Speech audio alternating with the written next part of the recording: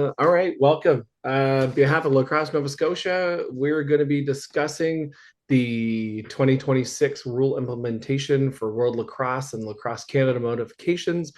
My name's John Fry. I am the VP Development for Lacrosse Nova Scotia. I'm going to kind of host this thing. And I have KJ McNeil, our Technical Director, Scott McMullen, our VP Officiating, our OIC, and Brendan Smithson, for this purpose, is president of NSLOA. We're going to be discussing the rule changes that are going to be coming this season from World Lacrosse and Lacrosse Canada's age and stage modifications. I'm going to defer to the experts here through most of our discussions about all the changes that are going to be coming this season. Scott, Brendan, KJ, anyone want to throw anything on this before we jump into the parts of the game? I think No, the thanks biggest for thing hosting, John. I appreciate that. yeah, sorry, yeah, thanks, John, for hosting and KJ and Brendan for joining us. And I think the biggest thing that I'd say initially is there's going to be a lot of learning and development for everybody, for our players, our parents, coaches, officials. So I think as we go through all of this, there's going to be lots of questions. It's good to ask questions and kind of bear with us as we all develop and learn through these things. Great. So let's jump right into it. Game starts with the face-off, so I think that makes the most sense for us to talk about what it's going to look like, what the changes are for that part of the game. So I'll throw it over to Brendan, you and Scott. We'll let Scott start on this one. Okay. Thanks, Brendan. I think the biggest thing is as we start every game, we're looking for a fair start. We have a neutral possession. The ball's going to be looking to be gained possession by one team or the other. So ball will start in center. Players will line up very differently than they have in past years. So they will be on their defensive side of the floor to the left of the head of their stick, as their stick is going to be on a line on the floor that's going to be about 8 inches away from their opposition. So very different from last year and previous years. It looks a lot more like the professional game now, where the players are on their D side to the side of their stick. It is going to be a little bit harder for lefties to take a face-off. So that'll be a difference and a change for them. Referees will signal down, players will go down, line up the sticks, make sure everything is set. Official will give the set notification and the whistle quickly thereafter. And then it's players to contest for the ball. So is it a drag, a clamp, a pinch? What do they want to do there? That creates a lot of opportunity for face-off individuals to really show their skill set and show the differences that they're able to do. From there, we let them battle it out. We have two draw people who are in a vulnerable position, so we're looking for safety for them. So officials will still remain close to the draw area, but allowing those players to, like I said, to clamp, to pull, to do just about anything they want to do with their stick and going for a loose ball. The remaining players are going to line up behind the restraining lines. This is going to look really different. It's going to feel really far away for a lot of kids, as we're about 40 feet away from the center line where that face-off is happening.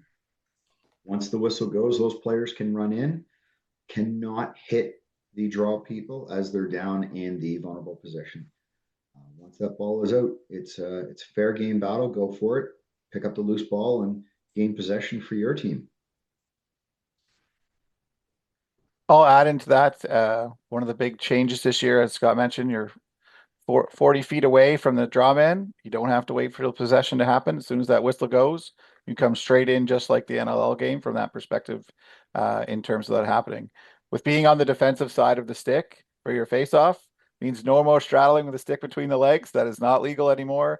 You got to get on one side of the stick and use it from that advantage. So those are some of the big changes this year. But we've seen a bit in the high school league, Scott, and I think they're starting to catch on pretty quick. And getting them set up and going right away has been great.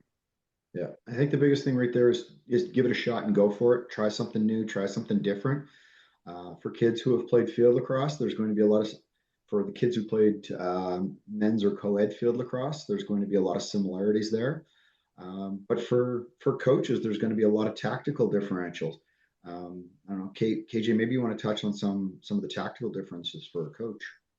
Yeah, sure. So big change, and it's a game of possession, and face-offs are one of the key ways to win possession. So, you look at someone like Jake Withers and how much impact he has at the highest level of the game, mainly because of his success at the dot. So, put some thought into this, something that should be practiced and worked on in practice before you get to this game. So you prepare these kids for success. John, I'll also add to KJ's point there. From a coach's perspective, previously when the lines were much closer together, you could send a person from the offensive side and just sprint them right through once to get possession to get back quickly. Now you're about 40 feet away from getting all the way back. So whatever side you line up 2-2, 3-1, or 4-0 makes a big difference to what transition you can get out of that. Yeah, the only other thing I was thinking about when Scott had mentioned about the clamping was just I think the term's over clamping. You can't clamp on top of their other stick or put your body on top of the other stick. That would be a violation and it would be a possession. Correct on that? You are correct. Yeah. So if I am taking a face off and I'm quicker, I'm the to KJ's point, the Jake Withers. I've clamped down quickly. Brendan can't then put his stick on top of me and withhold me from moving out of play, or using a body part, or myself using a body part to withhold Brendan from gaining that possession. Um, if he's quicker than then he can turn and rotate, use his body to protect, and we can go body against body. But I can't hold his stick in place. Okay. So covers the face off. Of course, sometimes the ball gets loose in lacrosse. So there's also some changes on loose balls. So I think that we could roll right into that about the what that's going to look like when we're battling for balls, a loose ball on the floor. And of course, there's differences for some different age groups. We can cover that next. Absolutely. So when we look at kind of that loose ball, so right off the face off, we're probably going to see change in style, a lot of loose balls. So we're basically looking at 9 feet, 3 meters, 3 yards. We're looking at legal contact. So when we think about legal contact, we're thinking about things of shoulder to shoulder, shoulder to the front of the body, um, making sure that we're not hitting into the head area, taking at the knees, checking from behind. So we're looking to gain equal space using your body to help protect. But when we look at the younger age levels, the U13, U11, even U15 level, we're looking at equal pressure. So in this situation, we want to see two players battling for the ball, not one trying to, for lack of a better way to put it, blow up the other player. We want to see them battling, working for the ball, gaining body position, not on the back, not on the numbers. There's still going to be situations there where we'll have an illegal push, which is a technical violation, and the other team will get the ball, or we can lead that to an illegal body check or even checking from behind, which that has changed as well for this year. So when we think about checking from behind in kind of some of these loose ball situations, we will see that in previous years, everybody would automatically look in either that as a 4-minute checking from behind to 2 minor penalties or a 5-minute major. This year, with the World Lacrosse Rulebook, you can go 2 minutes for check from behind, 5 minutes for check from behind, 5 in a game, or a match penalty. So on those loose balls, we're going to see a lot more opportunity for players to use the body positioning, a little bit more bumping and grinding as we look through how do we gain possession.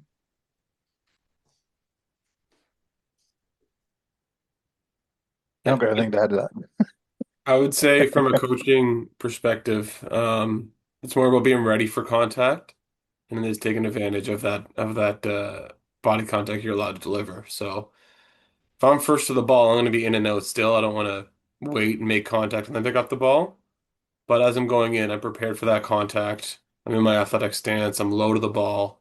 So if that contact does come, then I'm in a good spot to take that contact and to run through the ball and still have success. Okay. Thanks, KJ. Next piece, again, one of these next big changes is starting to think about the crease once the ball's getting into that offensive or defensive end, or when the ball's getting into the crease. We used to have the cylinder. Under our old rules, the cylinder is gone, but we have some lots of changes that are coming around the crease. So let's like talk a bit about how the changes it'll look just in the ball's bouncing in the crease, and that suddenly that's a live ball now where it wasn't before. Yeah, absolutely, John. And I think you're right. It's a great place to start. Is kind of where is the ball? What's it doing? In previous years, there was a lot of restrictions with the cylinder and what we could do. Now, with the removal of a cylinder, we've got a loose ball bouncing around. Everybody can now play that ball, whether it be the goalie who is going to scoop it up, trap it, block it, make a save, a defensive player who can come into the crease and scoop it up. But now the offensive players are able to reach into the crease and physically gain possession of the ball. So, attacking player sees a loose ball bouncing around, they can reach in, gain possession. So we're looking at the ability of to be able to pass, cradle, shoot in those motions. So we kind of really looking at is the ball in the stick? Is it in the pocket? Does that player have good control, good possession of the ball? If they do, they're fair game to reach in and grab that and scoop it. They can then shoot on the net. They can pull it out, reset their offensive play, really be very creative within that play.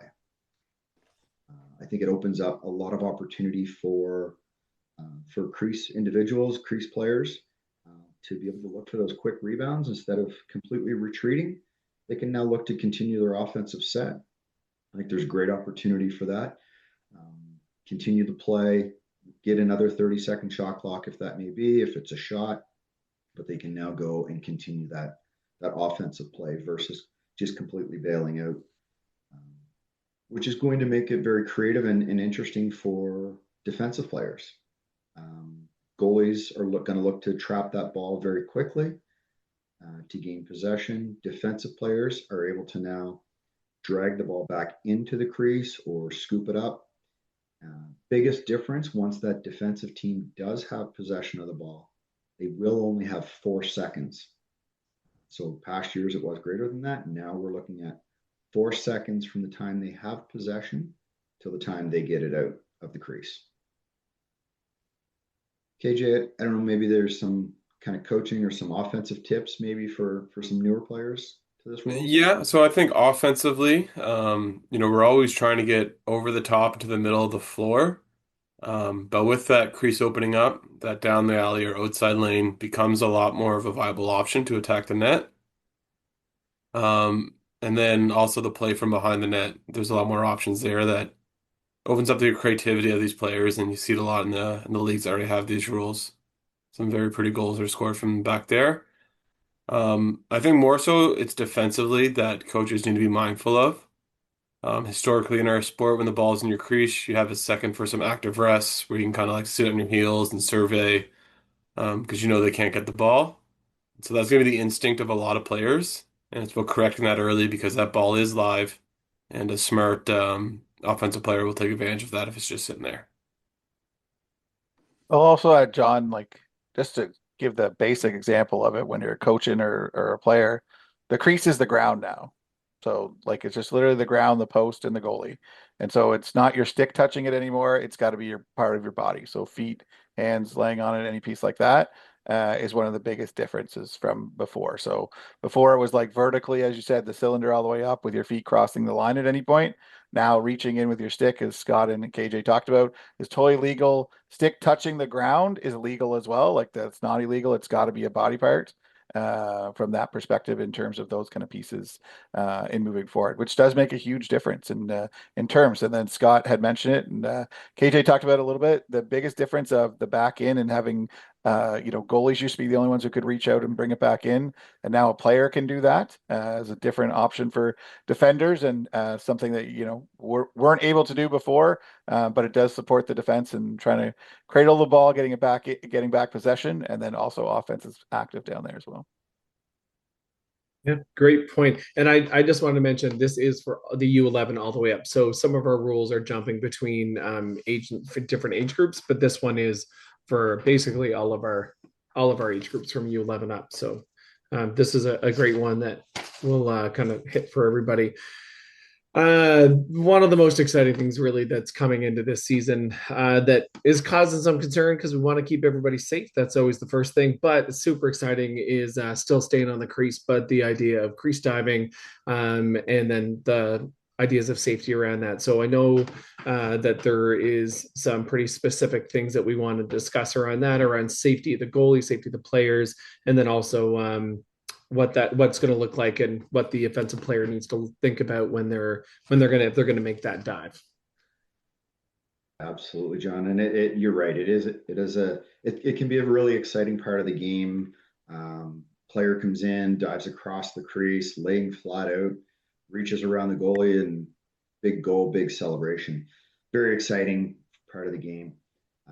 But as you said, one of the things we need to make sure of is how are we protecting all of the players during this situation? So we talk as referees and we kind of look at things. The top of the crease being 12 o'clock, the back of the crease being 6, and then either side being 9 and 3. So we've talked a lot about that player who's diving into the crease or jumping the crease, coming straight at the goalie.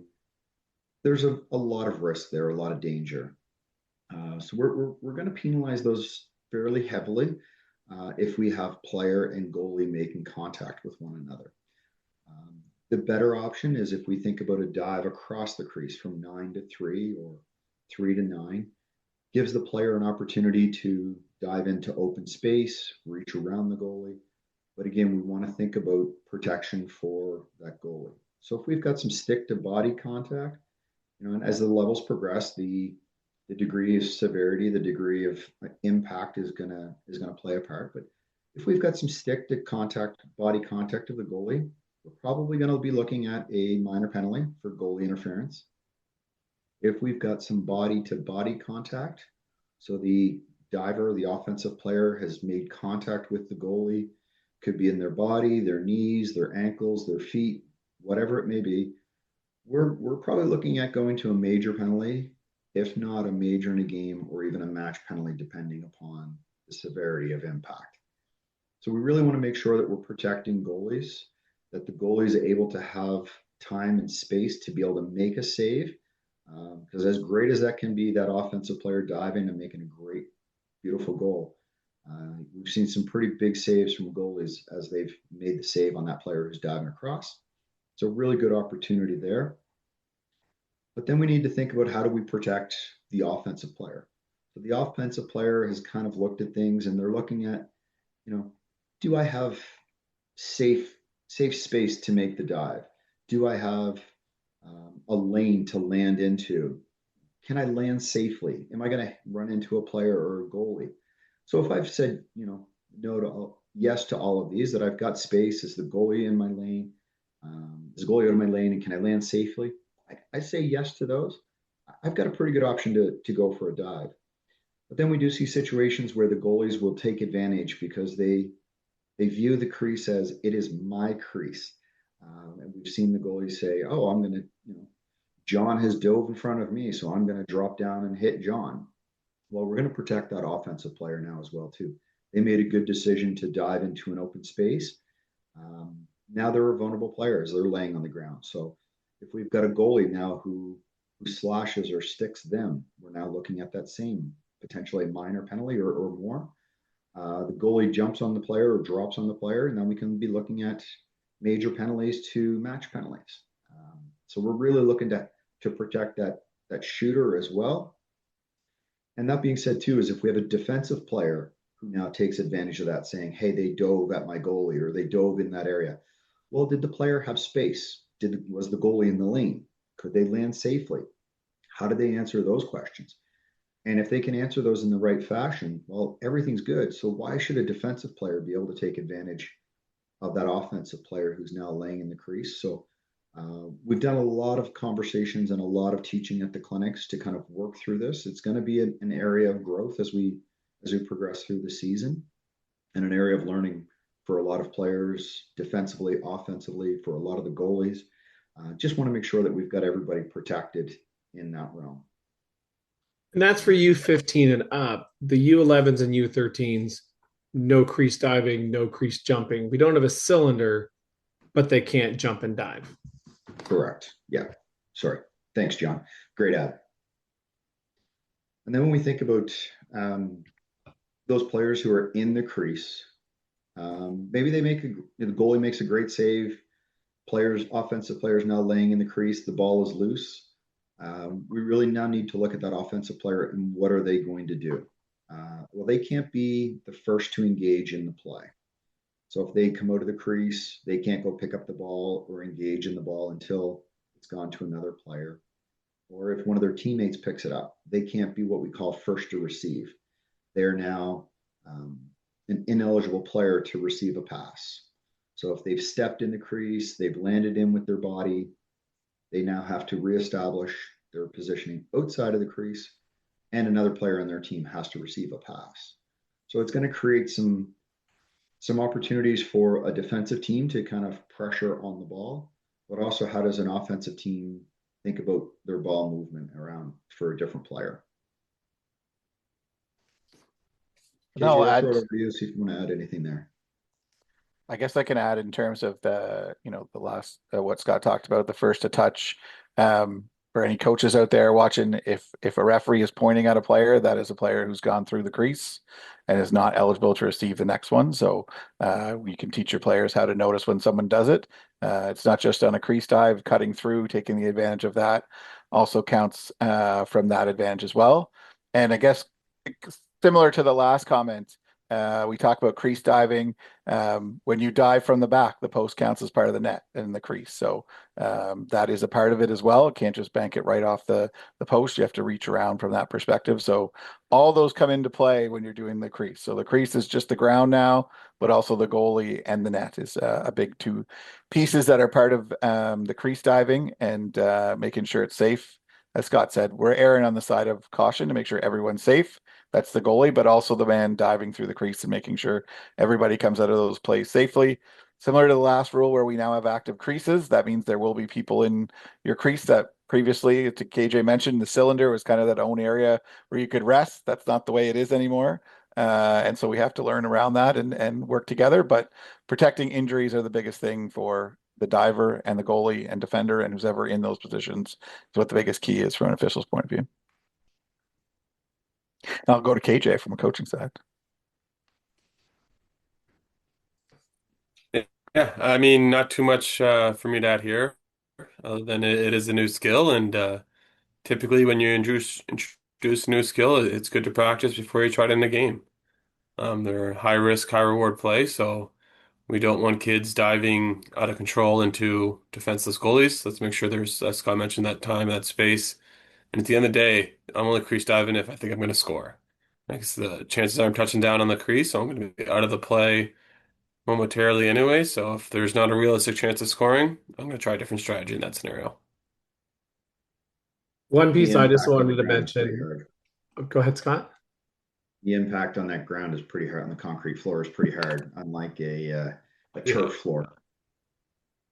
I was just going to mention we don't have replay either. So again, being understanding with officials as we're trying to keep player safety and juggle all the things that there isn't three camera angles and a timeout to go check all the cameras to decide if something was legal or not. So erring on the side of caution and making the best judgment that officials can at the time. So I think that's important because people are so used to, like, again, watching the pro game where, there'll be a crease dive and they'll watch it and slow it down, right? And you can see all the pieces. No, we don't have that yet.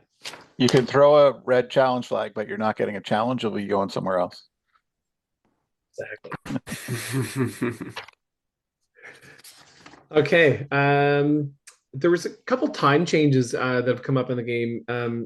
Scott, you had mentioned one of them around the 4 seconds for possession in the crease instead of our five before. There's a few other with like 10-second rule and like back over connects into that. So maybe we just want to cover a little bit of the timing parts. Yeah, so one of the things with the timing, and we'll kind of look at it, but I'll kind of jump back a little bit. I talked earlier about the restraining lines roughly 40 feet away from the face-off at center. In most of our venues, we should see hopefully a new center line.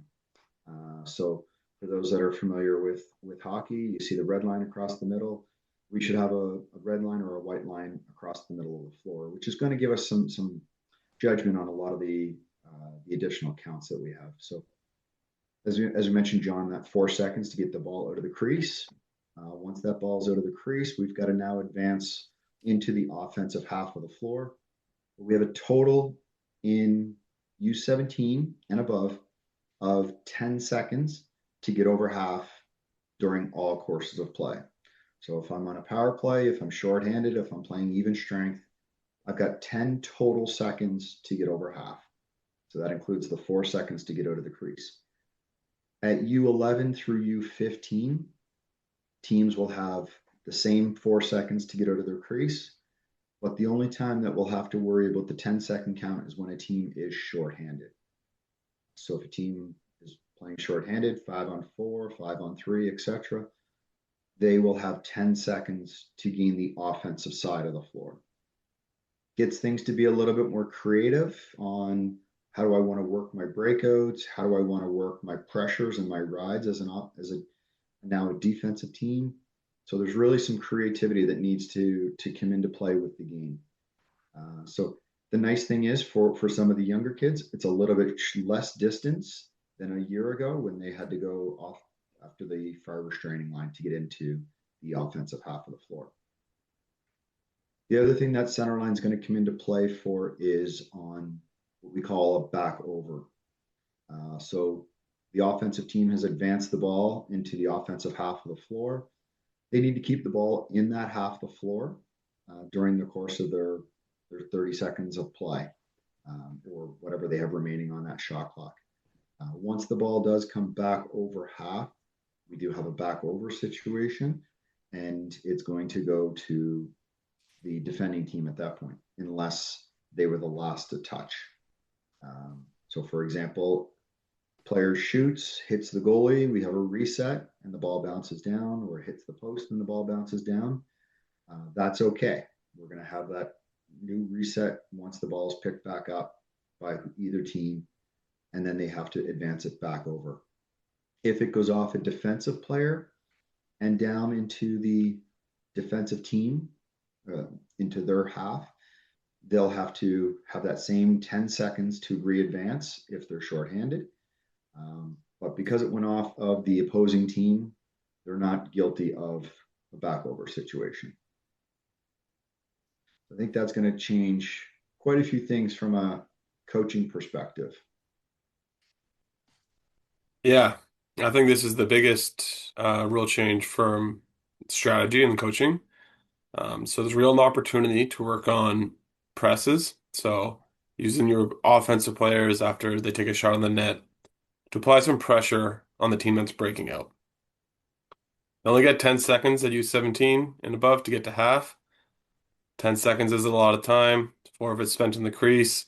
You delay them for a couple seconds on their way up the floor. You're getting really close to that 10-second count. Then there's also the option of the deep press. So now we allow them to get center and we pressure from the back door. As soon as they get that center, they're under pressure and we're forcing that back over.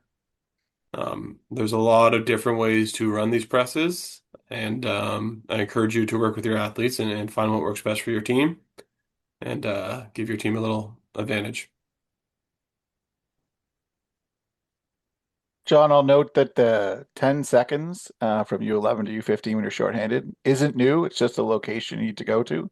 It's always been 10 seconds when you're shorthanded, but instead of going, as Scott said, to the other restraining line, you only have to go center. So shorter legs will get there a little quicker, hopefully, is the plan on that one. But overall, that's been a common rule that we've had for many, many years. A back over is a new piece to that. It was the game when you were shorthanded in the smaller area, but now it's for the full time in terms of that, which is an important understanding from that perspective. One piece to add for the U17 is, as Scott mentioned, if you take a shot, hits the goalie, and comes all the way back over, that's not a back over from that perspective in terms of it's gone off the post or the opposing player.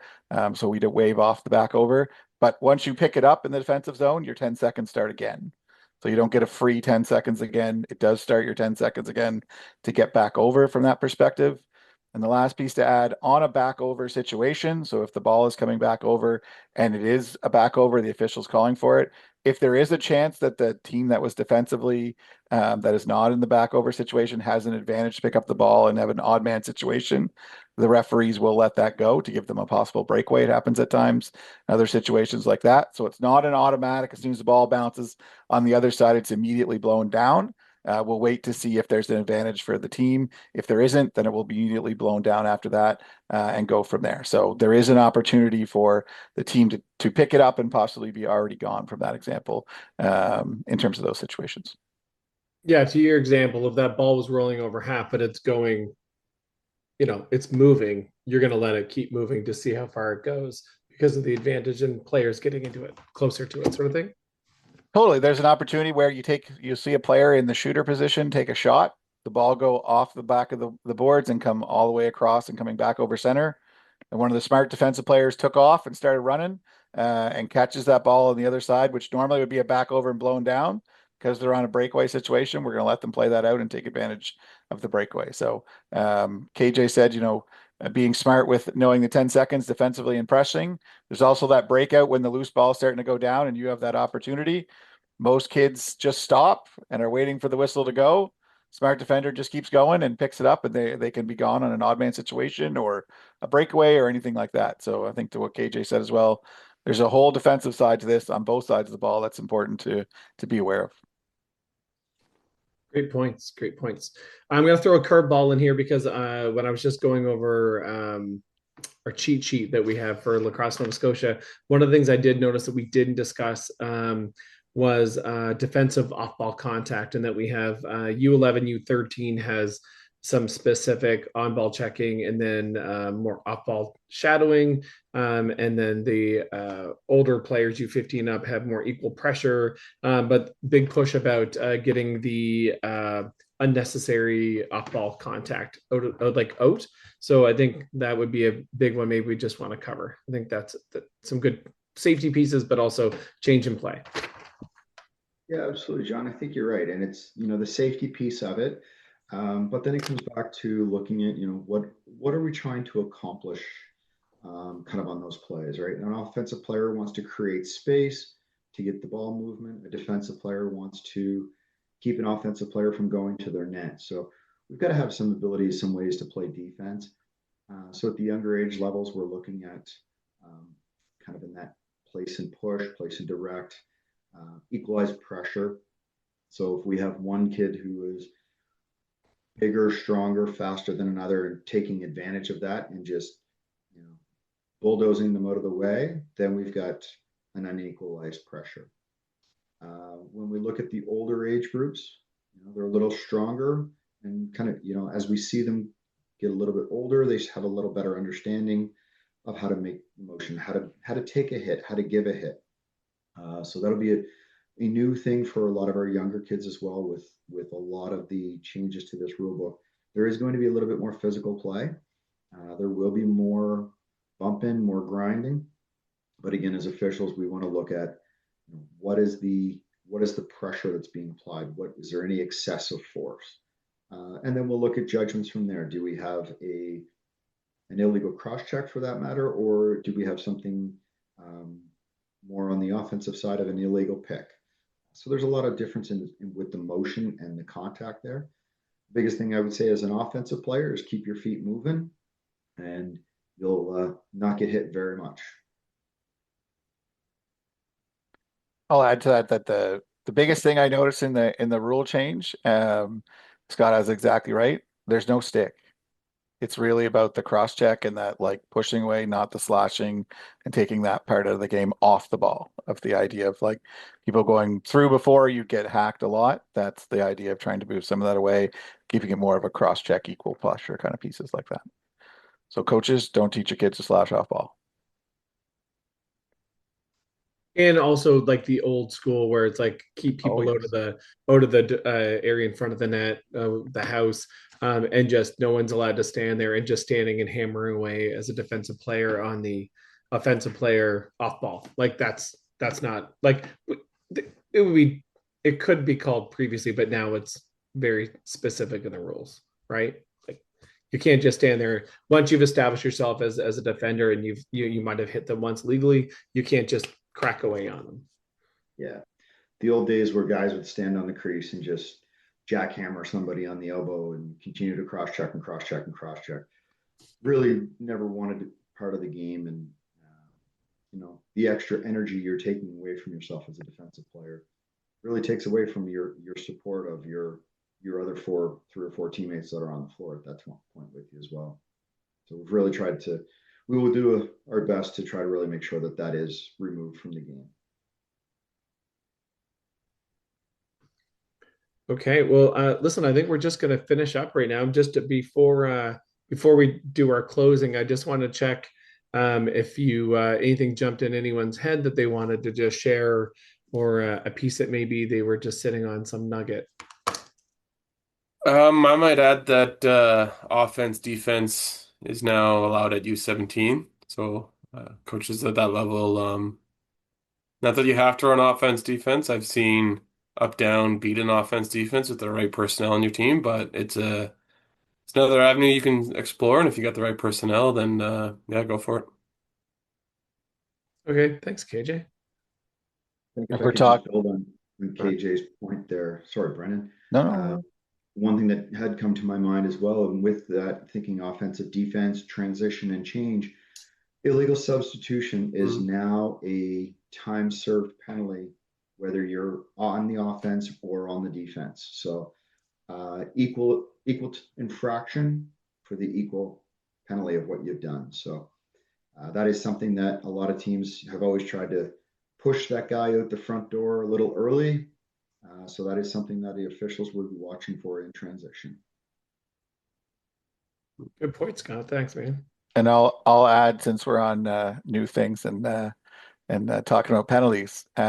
Once you get more than two penalties, we go to a penalty shot. So all those practices where you practice to shoot out at the end, you might be seeing a few more of those. So similar to the NLL, once you have two guys in the box and receive that additional penalty, that third penalty is a penalty shot for the opposing team. So big one in terms of that going forward, and more opportunities to create some offense within the game. Yeah, I think it's that big philosophy of like speed of the game, keep things moving, and it's going to be really exciting. There's going to be some really fun things happening this season. I think that I think Scott, you started at the beginning of just like patience and understanding as we go through this. It's going to be exciting. It's going to be a lot of good things happening in the game, but everybody's learning this. So we're not in a spot where the officials know everything right now, the coaches know everything right now, the players know everything right now.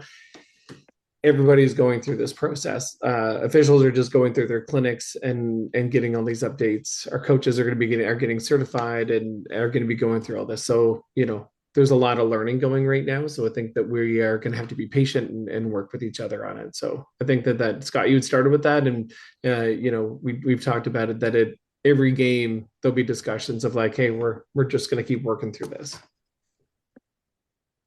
100%. There's so much learning on all sides, and in this year, from officials to parents to players to coaches, and working together in communication is going to be the biggest piece, so that we all understand what's moving forward. And let's be honest, there isn't a person that doesn't make a mistake, from a player to a coach to official at some point. But we're all trying to make sure everybody's safe. That's the goal when we leave the game, is that everybody had fun and everybody had a safe environment. Is what the key is moving forward with this year, and what we're really focused on as we grow within the new rules. And I will add, John, to your point, game being much faster. When Junior A added the 10-second rule in the back over, it sped up the game a lot in a good way. A lot quicker, a lot faster. There's a lot of concerns that is 10 seconds, we're going to be able to make it. And once people got it out of their system, it really made the game much faster. There's no slowing it down, which is great. And it is very exciting to watch from a fan perspective. So I think you're totally right on that. It's going to be great this year. And we're hosting nationals to watch the best in the country here. Under all these new rules. Exactly. One thing I was just going to mention is everything that we've been doing as far as things we've discussed and even the documents that we produced through Lacrosse Nova Scotia, it's all coming from the original source document. So World Lacrosse Rulebook and the Lacrosse Canada Age and Stage Modifications that lives on the Lacrosse Canada website. We also have those documents on our Lacrosse Nova Scotia rules website, and we just started a rules hub to keep some more of that information there. We are also have a Google form that people can submit questions on either an age group or generally about a question on some of the new rules if we need any clarifications, and we will try and compile some of that in a frequently asked questions section on our webpage for Lacrosse Nova Scotia. And we're going to keep pumping out some information in the socials as the season starts and through the season as things are coming up, as we need to clarify or keep sharing information on the game. So lots of exciting stuff to share. John, I'll add there's also lots of opportunities to email OICs throughout the season Yes, to try to get of some course. help clarity to make sure that we're all on the same page. As Scott said, this is a lot of learning, and so the more that we can educate along the way, the better and the stronger the game's going to be, which is the goal. And it's funny you mentioned that. I actually had made a note that the game hasn't changed in terms of start with the official at your game, talk before the game. If there's a question that you had or a change, like something from a previous game, and you just want a clarification, great time before a game to have a conversation. Just check in. And if there's questions after that, yeah, you have the OIC for your league that you can reach out through your association. So there's all the normal avenues to always get questions answered. So great point.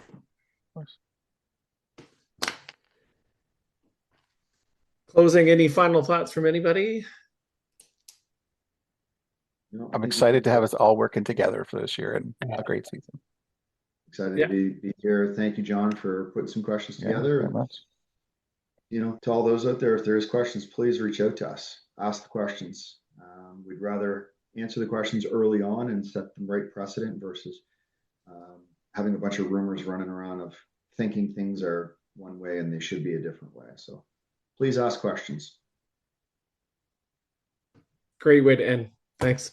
Appreciate this. Thanks, John. Yeah. All right. Thanks, everyone. John, thanks everybody.